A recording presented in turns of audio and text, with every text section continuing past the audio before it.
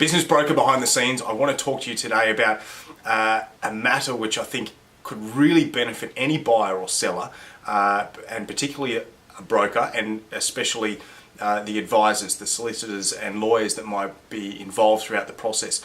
And that is the relationship between the buyer and seller. It's in most cases, the buyer and seller won't be in any kind of direct communication with one another until there is an exchange of contracts. So the people such as the brokers and the solicitors are the ones responsible for conveying information. So essentially, what the messages that the buyer and seller are intending to send to one another are conveyed through these third parties. And of course, at some times, particularly when the terms are quite technical, some of these messages can be received or conveyed in a manner other than they were intended.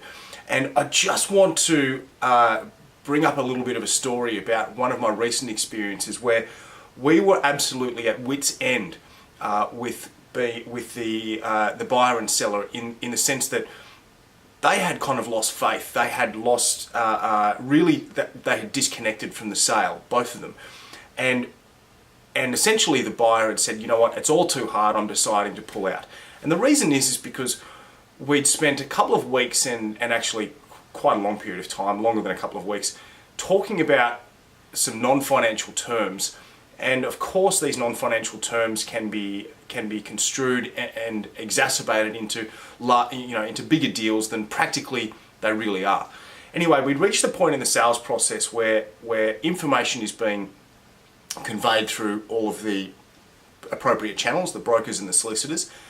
And whilst none of the messages were really mixed up, the opportunity, the relationship between the buyer and the seller just wasn't there.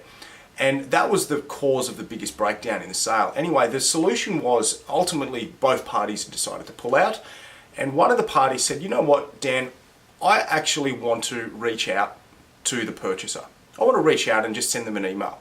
A really, really lovely email. And he actually sent me a draft of what that email might look like. Do you think that would be okay? And you know what I thought? We were at the stage in the process where that would be perfectly acceptable. It was a very well-written email and had a very nice sentiment and message about it. And we did that. The seller sent the buyer an email and reached out to the buyer directly, and the buyer responded. Anyway, this went from 2 or 3 days ago where the sale was essentially, we considered fallen over, to the buyer responding, and also, credit to the buyer to responding and reaching out back to the seller and agreeing to meet in person. They met in person, they had a bit of a drink, and they talked about all of the things that ultimately we'd already talked about, but in a way that was personable and direct. And the biggest point that I'm getting to is that throughout any sales process, it's really important to make sure that the relationship between the buyer and the seller is nurtured, as well as all of those financial terms and non-financial terms being negotiated. And the reason is that after there's an exchange of contract, in almost all business sale cases, the buyer and the seller are going to spend time together. And in a lot of cases, a substantial amount of time together. They could be spending 6 months, a year, 2 years in some kind of forward relationship.